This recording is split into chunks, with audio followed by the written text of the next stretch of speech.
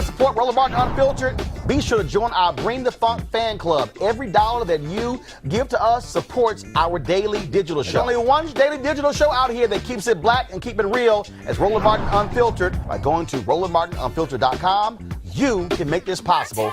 So, first up in today's hot legal topics, what in the world is going on with this business in Sweden and ASAP Rocky? In case you haven't seen the video of the fight in Stockholm, Sweden that started it all, take a look at this.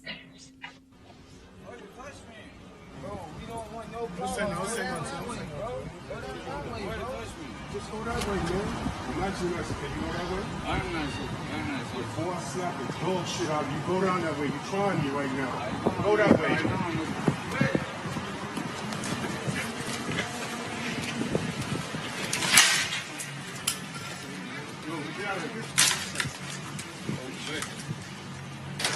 Go ahead, go. Come on.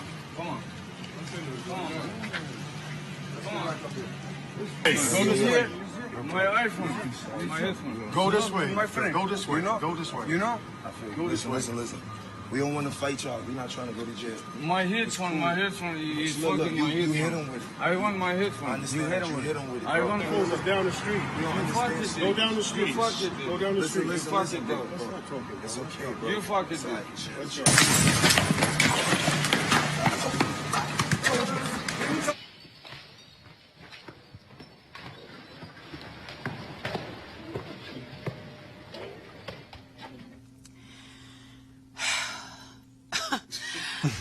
I have so much I could say about this right now. Since that happened, he was arrested. He's getting a lot of support from the hip-hop community, with reports of him being held in an inhumane, disease-ridden facility. That claim, of course, is being disputed.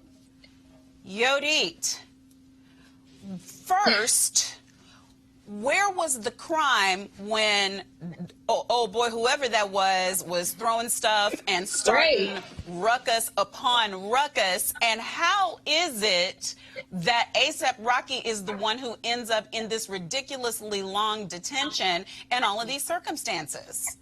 You know, I don't even know if because they're trying to charge him with aggravated assault. The prosecutor in this case is trying to determine whether he's going to, you know, prosecute or not on those charges. And it may have something to do with who ASAP Rocky is, right? Because you would think that having that evidence, that video where you show time and time again ASAP Rocky in the video and his entourage saying, please, we do not want any trouble.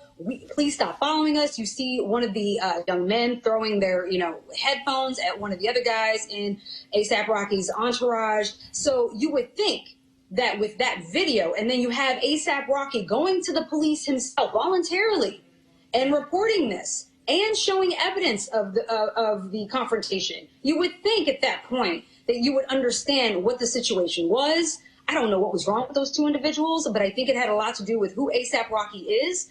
And unfortunately, I think that the prosecutor in this case is trying to either get some clout because it's being alleged that he is really not trying to let ASAP Rocky go, and instead he's trying to seek an additional 2 weeks for him to remain in detention while he gears up for trial. Okay, but Scott, tell me this. Do we not have an obligation in our government to do something to assist this man? Well, I'm sure the embassies and the diplomacy is in place and working on what needs to happen. From the prosecutor's standpoint, what the prosecutor's looking at, and it may be right of what's been said already, but the prosecutor's also looking at that video that the African-American men could have retreated more, or they could have called the police. And at the end of the video, you see 3 or 4 of them beating one or both of the harassers, if you will. And so if you look at the full video, you're absolutely right. There's some good stuff in there for the rapper that's incarcerated. But the second half of the last portion of that video shows them being assaulted. And so I don't disagree with anything that's being said. This case, if nobody was hurt, or it needs to settle or go to mediation or what have you. But if he went to the police and the tables have been turned on him, then the lawyers need to get together and resolve it. If this was at the U.S. Attorney's Office in D.C., they'd be in mediation right now.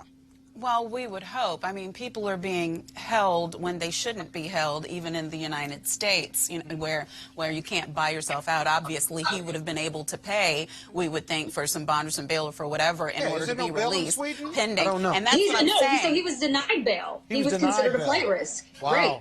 Yeah. Well, he certainly is, but that would mean the embassies and the ambassador to Sweden, which is a neutral country, ought to be involved negotiating some resolution. I bet you as we watch this in the next 2 or 3 days, there'll be some diplomatic resolution to this. No, because how long has this been going on, Yodit? Well, apparently, so he's been in for at least, we know, 5 days, because it's been reported that he's only been able to eat 1 apple a day for 5 days. But not to mention what you're saying about diplomacy, Scott. Under the Vienna Convention for Consular Relations, it's a treaty signed by both the U.S. and Sweden. ASAP has the right to immediately see and consult with the consulate. And so when he actually requested one. And when the consulate official appeared at the detention center, he was denied access to him. So then 2 days later, he finally was able to talk to the consulate, but only in the presence of Swedish officials. So if you think about it in terms of how we do things here, you obviously have a constitutional right to counsel and to have private communications that's protected under the attorney-client privilege. He's getting none of that whatsoever, so they're in clear violation of this treaty. Good point. And in all places, Joanna, Sweden, the place where we're supposed to go, They got where we racists in figure Sweden. everything. Look, listen, They got racists everywhere. That's for sure. But we would hope, in terms of a judicial system that's going to offer some measure of fairness, especially since our own DOJ is a little sketchy right now. I mean, what steps need to be being done here? Yeah, I find it very problematic that he was not given access to the consular. Like, because under the, like she said, under the Vienna Convention, you have that right as a citizen who is abroad. When something happens, the first person you call, the first body that you contact is the U.S. If you're a U.S. citizen, you contact your embassy or whatever citizen or whatever country you may be. You contact that embassy of that country, and then they're supposed to provide you with assistance. So I'm trying to figure out, like, you know, am I missing something? Are there more facts that we don't know about? Because I don't understand why he was not given access to. Well, he had access to them, but not immediately though. Not immediately. Well, it's being alleged that the consulate was denied access because they didn't want the consulate to see the conditions that they're exposing him to. Apparently, he's in 24/7 solitary confinement. He's not getting the food that he needs. It's basically like walking into a toilet, is what someone said. And so, because of the conditions, the inhumane conditions he's being exposed to, they didn't want the the official from the U.S. Embassy to see that. That could be the reason as well. But nonetheless, still denied access. And right now, we don't even know if he's really going to be charged or not. So he's being detained indefinitely. And, you know, something needs to be done quickly. So, Michael, what are some things we can do to turn up the volume here? Because I put no faith right now in the manner in which our Department of Justice is running and the types of edicts that are being sent out around the world. I mean, it is obvious that favoritism is at hand in the way that people who are charged with crimes, even crimes against the United States of America, are being treated. What do we do? I mean, different direction, because everything you guys have been discussing relative to the legal part of it and diplomacy and all that is absolutely correct. But which is something you alluded to earlier, is that the rules are different for black people. And sometimes you need to turn and walk away. Because what do you have to lose if things go south? And this is what you have to lose when things go south. Yes, were they being obnoxious? Were they being annoying? Of course they were. But you were the one with the bodyguards. Just walk away. There's no. And you have more to lose. You have than them. absolutely more to lose. So you've got to walk. What is the macho being tough, beating up two guys that are smaller than you? Well, I gotta disagree, guys. Ooh, please, Yodi, because my hair was about to stand on edge. No. Come on. No, listen, this is super responsibility. Yes, it is. That's We're right. talking about super responsibility. You're right, and Yeah, you're and totally Sweden right. is wrong. Absolutely. And these kids are, and the Correct. harassers are wrong. Don't get me Correct. wrong. Michael's talking about greater personal responsibility when you've got a lot to lose compared to the other person who's harassing you. And I know he and I walk away every day in our day-to-day life about it. Every single day. Every Yes, day. but whether it was you, Michael, whether it was you, Scott, and you did not walk away, if you had that one too many offenses against your manhood, against your blackness, against your black manhood, what you're supposed to have is laws that protect you, a country that stands up for We you, agree with a all that. lawyer that Agreed. speaks for you. Agreed. No. But the no. rapper's in jail. Maybe So he in jail, though, and he's trying to get out of jail and get back to the He is U.S. in jail. He could have avoided all of that by taking super responsibility for How many yourself times can and you say walking leave away. me alone? And he recorded the incident I for that understand. very same reason, right? And so we tell young black Americans, black and brown people here to do as they're told when they encounter police. And guess what? That still doesn't work. But why do we record? But We record let me because say this. Let me say this, though. We can't even. It's hard for young African American men to take that super responsibility, but we've got to tell I think them he did. that, too. I think he did as many times as he Okay. could possibly. I'm and make him sorry. physically threatening. All lawyers stand down. We're not done. No charcoal grills are allowed. I'm white. I got you, bro. Illegally selling water without a permit On my property. Whoa! Hey! I'm uncomfortable. We have been interrupted a bit by the satellite feed, so we're going to move from those who are praying for us to some people we should probably be praying for. Crazy ass white people. A video was posted showing the general manager of a Burger King confronting two old white women after they berated him for speaking Spanish inside the restaurant, since I guess these old white women didn't realize that there is no national official language in America. Well, let's watch it. Here's what happened.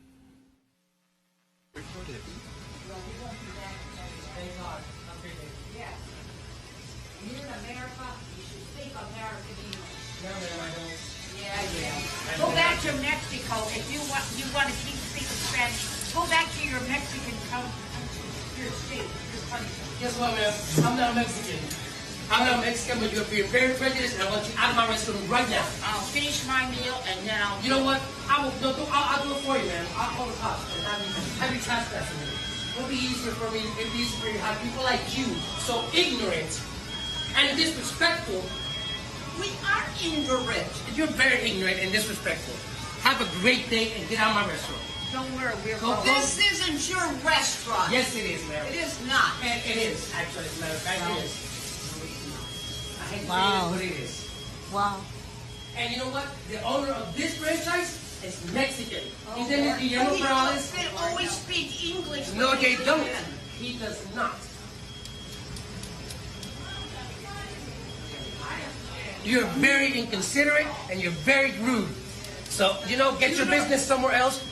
Get your business somewhere else. You don't know how to act by round people. Excuse me, you're telling me not to speak my native language? You're being really prejudiced, ma'am. You're being really prejudiced. I didn't tell you. I said you should speak it You know what? around here. I have nothing to say to you, ma'am. Just have a nice day, and they'll come back. Don't worry, we won't. I'm glad you won't.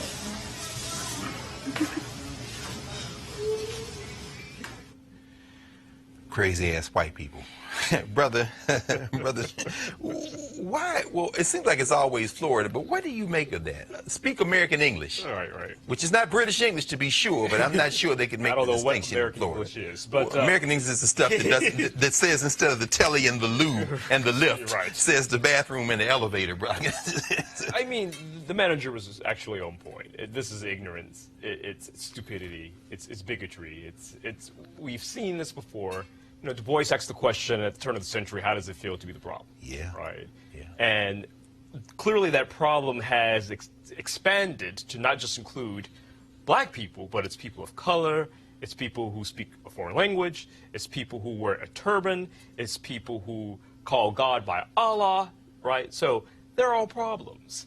And unfortunately, it's another day in America. Yeah, it's true. I mean, when we look at this, I'm thinking about it in the context of the things that have been going on in the last 48 hours. We saw Mike Pompeo saying that the United States is now looking into getting into a conversation about what constitutes a human right.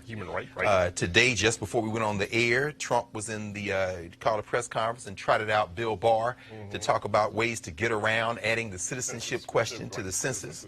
I mean, all these conversations that these two women clearly are caught up in some ways, in terms of the cultural gesture, speak to this ability they think they have to define who's an American. It always speaks to the privilege they've had. You said. Absolutely. I don't have it anymore. Well, we know that the country is turning, right? Right. And they are fearful of that. So they're not crazy, they're scared. And so they're absolutely scared. White you people. People are scared. They're scared and they're crazy. Scared and crazy. But things that we are afraid of drive us. But what's the fear? The fear is What are we going to do to them? The fear is we're not going to do anything with it. Right. Where's the history that we ever did? We want our own citizenship. We want our own rights. We want what's the Constitution say? Liberty, peace, happiness, justice, pursuit of happiness. No, maybe I shouldn't say we could. So, I'm thinking, what about our Spanish-speaking kin here in this country? Because I'm thinking now about the Contra Chomps a few years ago when they wanted folks to sing the so-called national anthem in English and not Spanish. They were singing it in Spanish, and it bothered them. First of all, why are you singing about Fort McHenry in Spanish in the first place? But let's set that aside. You're demonstrating patriotism. Is there something about immigrants from the Spanish-speaking community? Well, I shouldn't say immigrants, because some of these folks, the border crossed them. They didn't cross the border. They've been here 500 years. But what is it about Spanish-speaking countries that has triggered this kind of? Because we're seeing this over and over again, brother. But the thing is, Dr. Carr, it's not just Spanish-speaking countries. It's people are scared of the other. Anybody or anything that they are not familiar with, that they feel is intruding on their space, and that's the problem here. In their psyche, it's a psychosis. They feel as though Spanish speakers, Arabs, Muslims, black people, etc., are impeding on their country. Hence, make America great again. Right. Right? So it's this narrative. Trump is the catalyst for all of this to take place. He's peeled it back. It was there, but he's given them. It's always been there. Let's be very clear, but he's fueling this. And we see this playing out with older white women. And the manager wasn't even Mexican. He was Puerto Rican. Yes. He is a United States citizen. So again, it's the ignorance and it's the fear that's driving them to be crazy. All right, folks, back to our Roland Martin Unfiltered video in just one moment. MarijuanaStock.org is another great investment opportunity if you were lucky enough to invest in their last crowdfunding campaign. You, of course, now know that those folks are invested in a publicly traded company. They raised a ton of money in a few months investing in legal marijuana farms. Now, of course, they have a new investment opportunity, which is as good or if not even better. I'm talking about industrial hemp CBD. For those who don't know, the hemp plant is the cousin to marijuana, with a much higher concentration of CBD, which means hemp CBD gives you all the medical benefits of marijuana without getting you high. Now, until recently, hemp farming was practically illegal in the U.S. and heavily regulated by the DEA. However, the 2018 Farm Bill changed all of that, making it legal to grow hemp CBD in the U.S. and creating one of the largest commodities worldwide. They need land to grow all the plants, which makes for an incredible investment opportunity. And that's where our good friends at 420 Real Estate come in. Their business model is real simple. They buy land that supports hemp CBD grow operations and lease it to high-paying tenants. That's right, they are hemp CBD landlords. And you can get in on the action. You can invest in the crowdfunding campaign for as little as $200 up to $10,000. Like I said, you may not want to miss out on this opportunity. Go to marijuanastock.org. That's marijuanastock.org to get the game and to do it now. Now back to your Roland Martin Unfiltered video.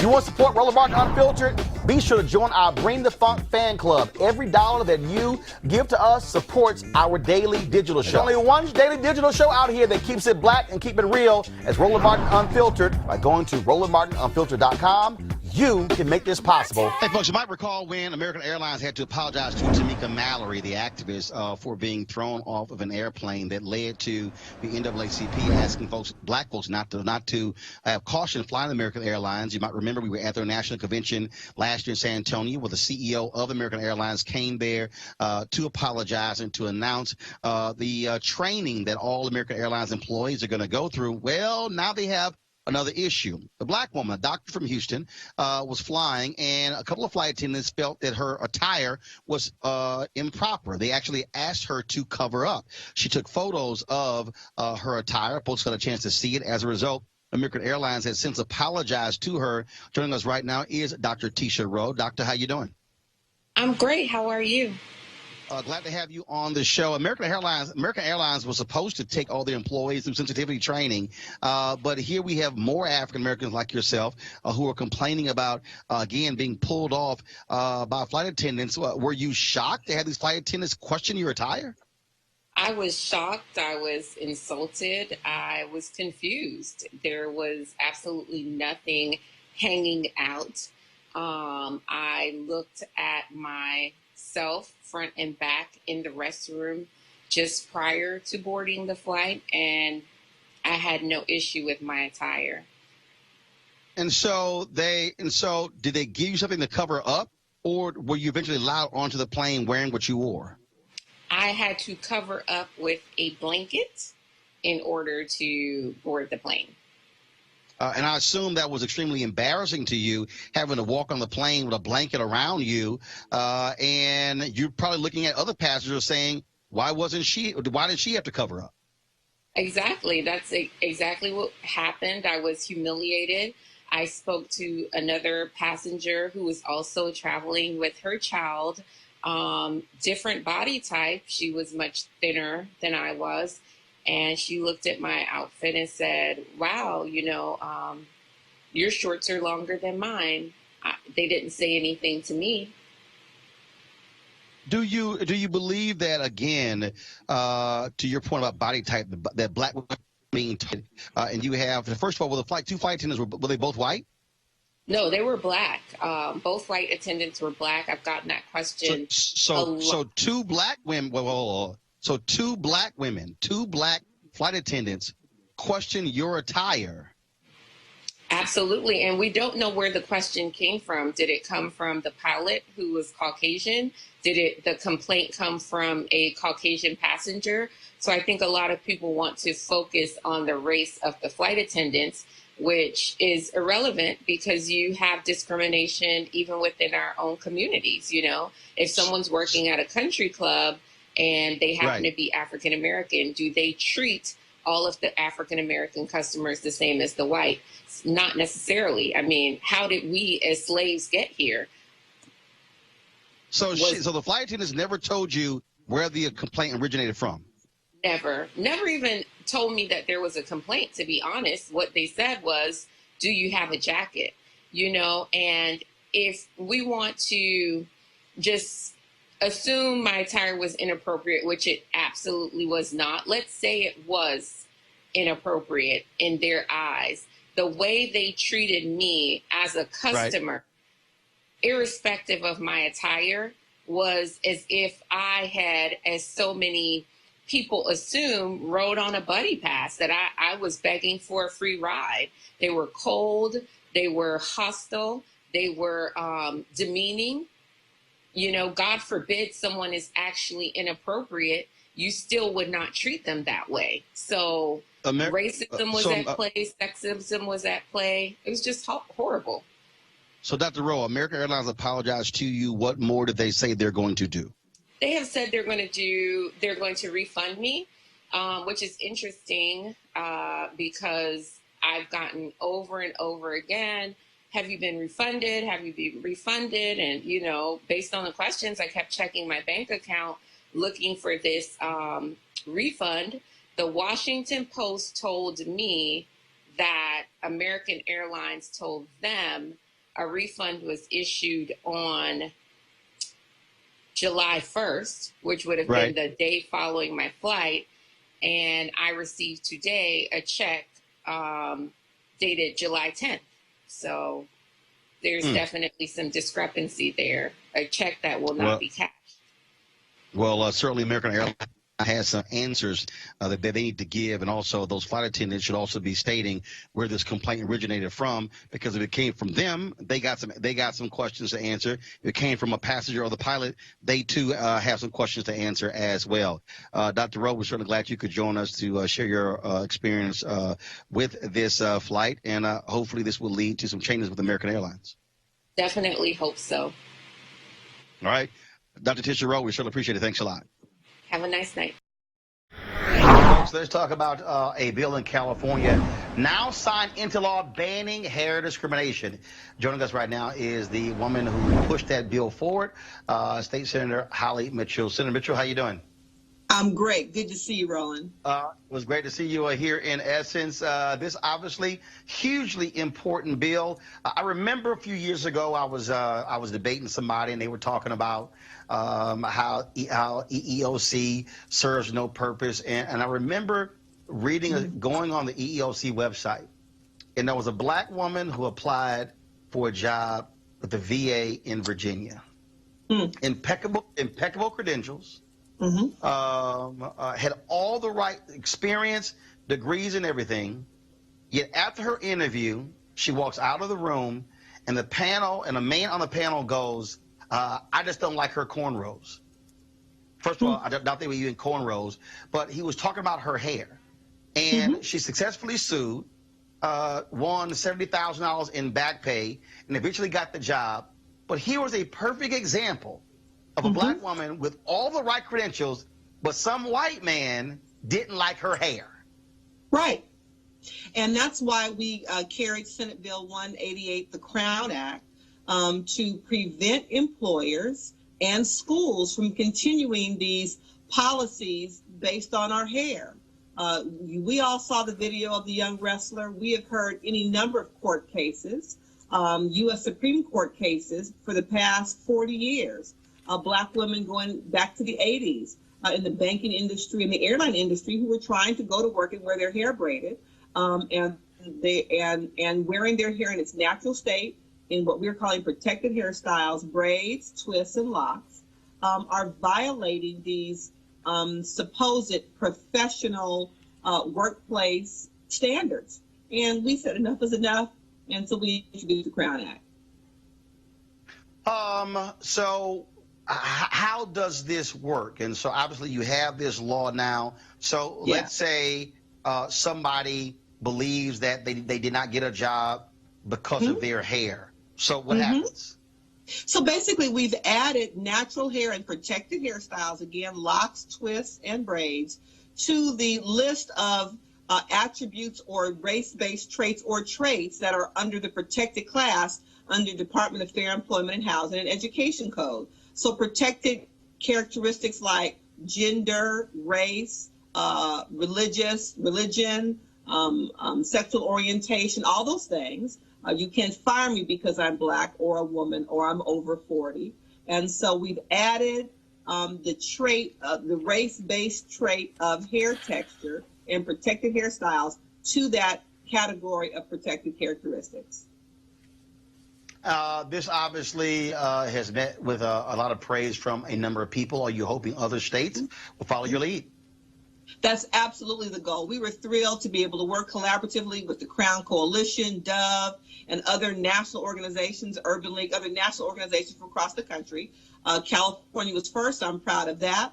But we're going to have to approach this on a state-by-state basis until federal legislation is introduced and passes. And so I know that there are a couple of other states, New York and New Jersey, who have bills in the hopper, if you will. But I was thrilled when our Governor, Gavin Newsom, signed it into law on July 3rd. All right, then, Senator Holly Mitchell, congratulations. Thanks so much. Thank you very much. Great to be with you. All right, Kelly, this is something that is really important because we know people who actually have been discriminated against because of their hair. I've been discriminated against because of my hair. So when I heard about this bill that passed, I was elated because my hair has absolutely nothing to do with my intelligence. It has nothing to do with my work ethic, has nothing to do with the potential of great performance that I will contribute to my place of employment. My hair never did anything for me except make me look cute.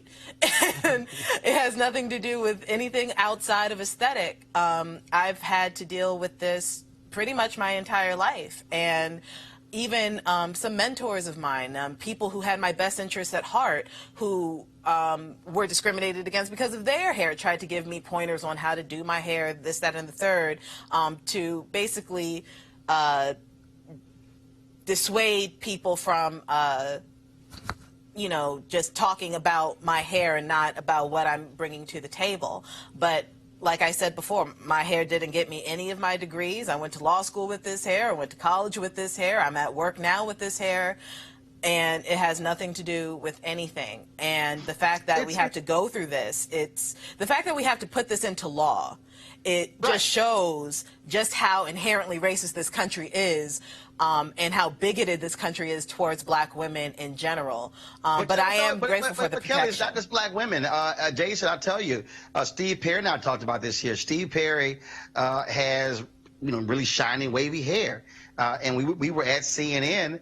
There were a couple of people at CNN who literally came to him to ask him to change his hair because it was too shiny and wavy. And he was like, hell no.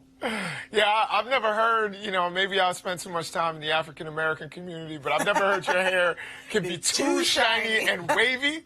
Those are usually pluses in my community. But, yeah, I mean, the fact that, and even actually, I was going to mention, I believe it was Hampton University, that even some black institutions have discriminated against other black people for the way they wear their hair. We have to stop this. And, you know, it is a white privilege to be able to go to work and to always know that your hair, the way it grows naturally, is always acceptable. It's always acceptable for work. But for black people, it takes all this prep. Sometimes they ask you to chemically alter yourself. So think about that. The way that you are naturally is not suitable or acceptable or professional. And I think that that is, you know, if there's a statement about white supremacy, then that's one of them. That is one of the major ones. Malik? Yeah, I think it was a good decision, you know, for California, and I think it works. Any other state that wants to follow that. Jason kind of stole my point that said, you know, to spread this out, that this isn't just something that white people do. This is something that, you know, unfortunately is something that a lot of people face even in the black community, and not just particularly at Hampton universities. You know, we have these people who are hiring managers. You know, we also sit at these tables where we make decisions based on how people look. You know, I've had conversations with people, you know, extending it beyond hair, where the name, you know, and of course there's probably no such thing as name discrimination, but you know, that's why we're in an era now. Yes, sure. Okay. Well, yes, it is. That was a study done. Okay. That was a study done a few years ago in Boston.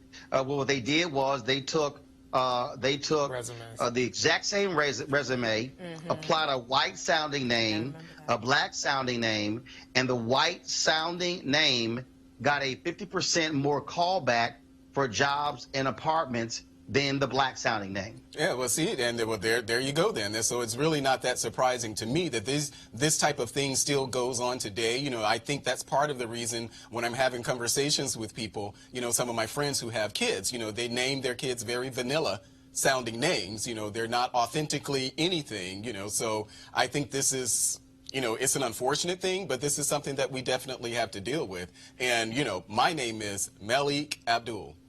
So I get it all the time. You know, airports, you know. What's your name? Malik Abdul. Malik? Malik. It ain't Malik? Malik, yes, M-E-L. It's like Mel. Malik. Malik. I ain't never people heard say that. ma, they say ma, you know, so hey, I just roll with it. Malik. Malik, yes. That's it. Malik? Malik, yes. Oh, I'm going to talk about you more now. We've got some, I would say people of color, but since white people have color too, we'll just say some non-white congresswomen who are in the United States Congress who seem to be engaged in a bit of a dust-up. New York Congresswoman Alexandria Ocasio-Cortez, our sister from the Bronx, has accused House Speaker Nancy Pelosi of singling out newly elected women of color, newly elected non-white women, I'd say, in the Democratic Party. She's referring to the 4 freshmen who are known as the Squad. All of them, one way or another, have been interviewed, either covered on this show or talked to directly. And that, of course, is Ayanna Pressley from Massachusetts, Ilhan Omar, of course, of Minnesota, and Rashida Tlaib, who took over John Conyers' seat coming out of Detroit in Michigan. Pelosi has had, of course, denied it. Of course she has. And wants to keep the family business in the family. What do you all make of not only these 4 known as the Squad, and I tell you, I love their style. You can't, whatever else, you may not agree with them politically, but they are not going to be quiet. What is Pelosi's play here? What's her strategy of now beginning to heighten these things and say, well, there are only 4 votes. They don't represent anybody, as though only 4 people voted for them in their districts. I mean, what is Pelosi trying to accomplish by taking them on in the public sphere? Pelosi is trying to maintain power. Okay. She is the Speaker of the House. She is the leader of the Democratic Party, right? Facto or de jure, de facto. She is trying to keep her base in line, and she's not going to be upstage by a 20-some-year-old who can't afford to pay her rent in, right, in D.C. Yes. Fundamentally. And she is trying to make sure that her caucus stays in line. And in some ways, I kind of agree with her. I think AOC is, I appreciate the spirit that she brings to Congress. I appreciate the 4 women in the spirit that they bring in Congress. No question. But I also think she's out of control. In what way? I think she is out of control. We say out of control. Out of control. The Green New Deal is out of control. Policy is out of control. I think. I'll say this. So, having read the op-ed that Maureen Dowd did in the New York Times. Say some more about that to the viewers, because they may not know. So, if anybody, for your reading pleasure, I would encourage you, implore you to please pull up a piece that was done over the weekend, Nancy Pelosi with Maureen Dowd of the New York Times. It was staged. They were sitting down, you know, eating, popping chocolates, just having a genteel, you know, kind of setting. And so it kind of took me back, just framing it, thinking about antebellum, 2 women sitting on the veranda. This is what I got because of the language that was used in talking about, and I take offense to them being called the squad. They are 4 duly elected representatives that serve their people in the United States Congress. And all you have to do, if you want to see how prepared they are, turn on C-SPAN. Please and do. watch them on financial services. Please do. Watch them on judiciary. Yes. They are no more prepared. No more prepared. But anyways, 4 women of color Yes. who were duly elected, who are absolutely speaking truth to power. I applaud and love and champion each and every one of them because though Speaker Pelosi does have the power of the gavel, the only reason she had it is because a group of people, meaning the American people, went to the ballot box, not all Democrats, that said, hello, we want a check on this president. So since you said that you're going to give that to us, then we are going to vote for you to do just that. And she reneged on that. And that also brought in new people as well, new blood. These women have been running the race for a very, very long time. So while they've only been in Congress for about a year, these women have been activists in their community for many years. Sure. So to not, take them away from what they've done since they've been in the House, these women have been doing that type of work in the streets. And they're not the only. This is the interesting interesting thing about it as well.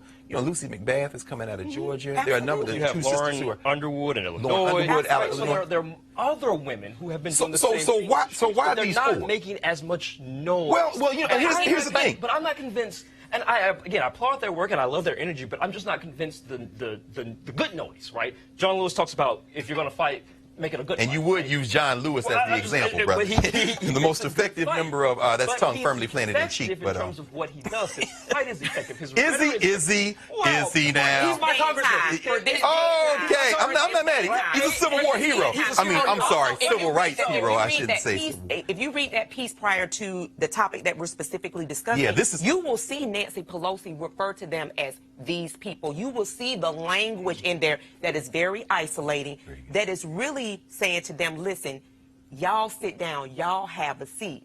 So as to say to a black woman, since I am a black woman and I understand the microaggressions, I understand the and Dowd and Pelosi have a relationship. This is this whole distinction between brie and sausage and everything they're talking about in there. But fortunately, because I'm getting in my ear that we have been joined by our big brother. So I think we can go directly to another part of the world and bring into this conversation the host of Roland Martin Unfiltered to bring the funk. Is that Roland Martin? In all Greg, what's happening? Brother, you got to loan me that Koofy man and that dashiki. It's good to see you, brother. Good to see you as well. Thanks for holding it down. I'm here in Nassau, Bahamas, of course, Global United Fellowship. First of all, let me just say this here. Glad y'all are sitting here having this conversation. So I'm here with Bishop Neil Ellis. I'm going to talk to him in just a second. I do want to weigh in on this whole deal here. The reality is this here. I think Alexandria Ocasio-Cortez is absolutely correct. The Speaker, Nancy Pelosi, she needs to watch her tone. Let me be real clear. Tone. White folks have a tendency to talk to black folks a certain way. Talk to people of color a certain way. And so I think in some ways Nancy Pelosi is jealous of the amount of attention that Ocasio-Cortez is getting as a result of her ascension to Congress. And so she also sort of wants to keep them in place. But the reality is, as I said, they were elected to be the kind of leaders they are being. That's what young bucks do. That's what freshmen are supposed to do. If you look at what happened on the Tea Party side, when you had new freshmen who came in, they were rambunctious. They were the exact same way. They would utilize their power. And so what Nancy Pelosi needs to be very careful, because this is the key. Nancy Pelosi can raise a lot of money. Nancy Pelosi cannot drive folks to the polls. Ocasio-Cortez went to Kansas with Senator Bernie Sanders. They went to places where Democrats have not done well. And so she must be extremely careful because they understand the power of young voters, the power of voices who have not been involved in politics. And that's the mistake that I believe Speaker Pelosi is making when she is so dismissive. She can say, look, I have great respect for all of our members. There are folks with different perspectives. My job as Speaker of the House is to pull all of those voices together. She needs the moderates who frankly come from a lot of red districts or red leaning districts. She needs those progressive voices as well. But I think it is a grave mistake on the part of Nancy Pelosi to be so disrespectful and the tone that she uses with these freshman members of Congress. And so to throw those 2 cents in. All right, folks, back to our Roland Martin Unfiltered video in just one moment. MarijuanaStock.org is another great investment opportunity. If you were lucky enough to invest in their last crowdfunding campaign, you, of course, now know that those folks are invested in a publicly traded company. They raised a ton of money in a few months investing in legal marijuana farms. Now, of course, they have a new investment opportunity, which is as good or if not even better. I'm talking about industrial hemp CBD. For those who don't know, the hemp plant is the cousin to marijuana with a much higher concentration of CBD, which means hemp CBD gives you all the medical benefits of marijuana without getting you high. Until recently, hemp farming was practically illegal in the U.S. and heavily regulated by the DEA. However, the 2018 Farm Bill changed all of that, making it legal to grow hemp CBD in the U.S. and creating one of the largest commodities worldwide. They need land to grow all the plants, which makes for an incredible investment opportunity. And that's where our good friends at 420 Real Estate come in. Their business model is real simple. They buy land that supports hemp CBD grow operations and lease it to high-paying tenants. That's right, they are hemp CBD landlords. And you can get in on the action. You can invest in the crowdfunding campaign for as little as $200 up to $10,000. Like I said, you may not want to miss out on this opportunity. Go to marijuanastock.org. That's marijuanastock.org to get in the game and to do it now. Now back to your Roland Martin Unfiltered video. All right, folks. You know what we do every week. Seems like every day. Another crazy-ass white person. No charcoal grills are allowed. I'm white. I got you, bro. Illegally selling water without a permit On my property. Whoa! Hey! You don't live here. I'm uncomfortable.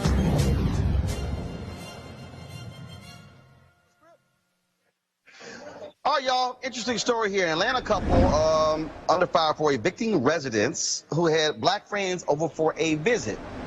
Seriously. The tenant is Victoria Sutton. She's claiming the couple, Alan and Patricia McCoy, called her an N-word lover after a black family came over for a play date. A local news crew stopped by to ask the McCoys if it was true, and this happened. Channel 2. We just got this lawsuit that was filed today. I headed to Gordon County to find the McCoys. A newly filed federal lawsuit alleges they evicted a tenant from this Bartow County home because she had a black family over for a play date. The complaint says Mr. McCoy called her an N-word lover, and there's a recording of Mrs. McCoy saying, "I don't put up with N-words in my house, and I don't want them on my property." Is there any truth to that? No. No? I'm the best friend I got is colored people. Your best friends are colored? Yes, sir. McCoy asked me if I knew his black neighbor. He said the eviction was necessary. You couldn't walk through it. The people living in and out come down there and hope us on it. Okay. So it was damaged property, not black people that you had a problem with. So all of this is... I'll sit you down now. Let me get those lady out. Okay. Well, Robert, some of his best friends are coloreds. Victoria Sutton is suing them for housing discrimination. Again, I keep saying, these folks they do what they do every single day. Thank goodness for video.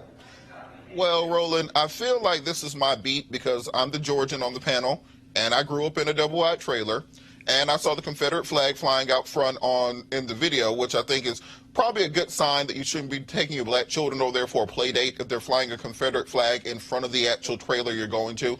But clearly this is... Yeah, good idea. Yeah, general good idea. Just I don't have children, but just as a general rule, I'm not going to take you to the Confederate flag household. But this is clear housing discrimination.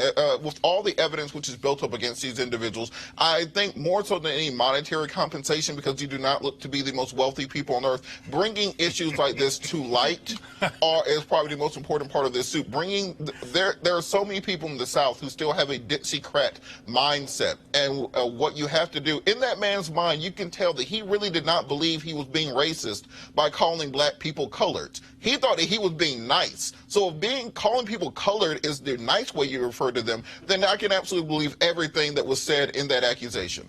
No, Mustafa, I want that family to own a double wide. Yeah, exactly. That's why you got to sue folks sometimes, to get their attention and to help them to evolve. And also to make sure that they know that there is a payment to be had for racism. But like you said, and this is my issue, the Confederate flag was waving. How come that wasn't a warning sign for the black folks who were walking past it to go to be the black friends for the white folks? But here's the other deal, though. We got also, look, the reality is you're also dealing with a housing crisis in this country. All right, and it is very her deal is, look, I need a place to live, Teresa, and so it doesn't matter. That is, again, I want them to sue. I want them to take the own double wide and kick the racist white couple out. Absolutely. I mean, listen. Yes, the home crisis is definitely an issue. But like I said, I think, she needed to know, listen, the rent was affordable, just kind of getting back to basic terms. The rent was affordable. I had access to that building, and these old people seem like they're nice, even though there's a Confederate flag. It could have been a lack of understanding about what the Confederate flag actually is and what it meant. That man was old enough to have made the flag. Exactly. He knew what that flag also, means. Let me stand up for double wide trailers for a second. Because I feel like double wide trailers get a bad rap. They are very comfortable. Heating and utilities very low. I'm being for real. Look, if you grew up in a double wide trailer, you will appreciate. Now, the one that was a single wide they were in, so those are poor people. But if you have a nice, well-manufactured double wide trailer. So, I'm sorry, Robert. I'm sorry. The single wide is poor. The single wide for poor people. Double wide trailers are luxurious. Now, if you really got money like we did, you take the double wide, you pull the single wide up parallel to it or perpendicular to it, and you make a tri-level. So it's like you have a play area downstairs. You have a little grotto out front. You have a little receiving area. So double wide trailers are very nice. Let's not talk bad about double wide trailer people. I guess, or you can put some rims on Robert, we're not talking bad about double wides. We're talking bad about the racists in double wide.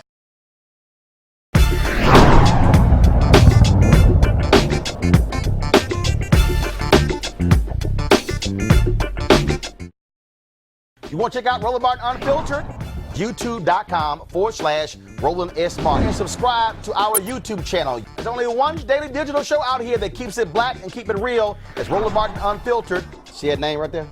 Roland Martin Unfiltered. Like, share, and subscribe to our YouTube channel. That's YouTube.com/Roland S. Martin. And don't forget to turn on your notifications so when we go live, you'll know it. Hey everybody, this is your man Fred Hammond, and you're watching Roland Martin, my man, Unfiltered. Hi, this is Essence Atkins, and you're watching Roland Martin Unfiltered. Hey yo, Peace World, what's going on? It's the Love King of R&B, Raheem Devon, and you're watching Roland Martin Unfiltered. Hi, my name is Brescia Webb, and you're watching Roland Martin Unfiltered. Ow. Well, I like a nice filter usually, but we can be unfiltered. What's going on? This is Tobias Trevelyan, and if you're ready, you are listening to and you are watching Roland Martin Unfiltered. What's up? I'm Lance Gross, and you're watching Roland Martin Unfiltered. Hi, this is Cheryl Lee Ralph, and you are watching Roland Martin Unfiltered. I mean, could it be any other way? Really? It's Roland Martin.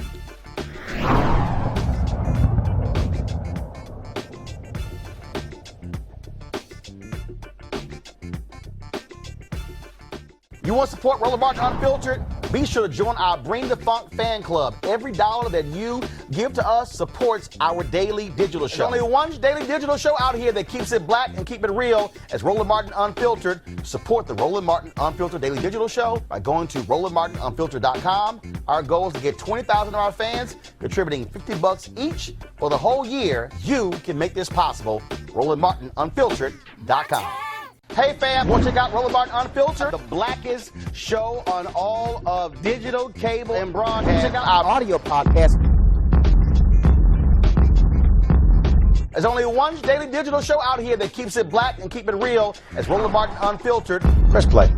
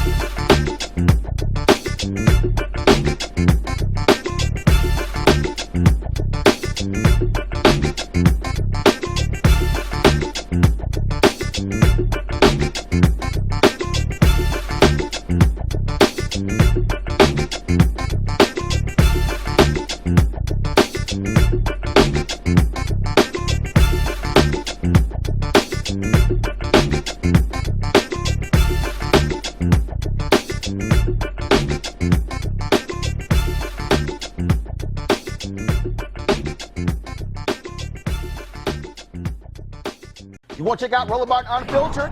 YouTube.com/Roland S. Martin. And subscribe to our YouTube channel. There's only one daily digital show out here that keeps it black and keep it real. It's Roland Martin Unfiltered. See that name right there?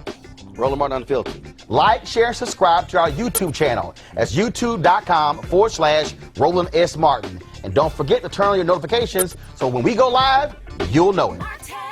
You want to support Roland Martin Unfiltered? Be sure to join our Bring the Funk fan club. Every dollar that you give to us supports our daily digital show. There's only one daily digital show out here that keeps it black and keep it real. It's Roland Martin Unfiltered. Support the Roland Martin Unfiltered daily digital show by going to RolandMartinUnfiltered.com. Our goal is to get 20,000 of our fans contributing $50 each for the whole year. You can make this possible. RolandMartinUnfiltered.com. Hey everybody, this is Sherry Shepherd. You're watching Roland Martin Unfiltered, and while he's doing Unfiltered, I'm practicing the wobble. Yes, I am. Because Roland Martin's the one, he will do it backwards, he will do it on the side. He messes everybody up when he gets into the wobble, because he doesn't know how to do it, so he does it backwards. And it messes me up every single time. So, I'm working on it. I got it. You got Roland Martin. Hi, my name is LaToya Luckett, and you're watching Roland Martin Unfiltered. What's going on, everybody? It's your boy Mac Wiles, and you are watching Roland Martin Unfiltered. What's up, y'all? It's Ryan Destiny, and you're watching Roland Martin Unfiltered. What up, Lana Well, and you are watching Roland Martin Unfiltered.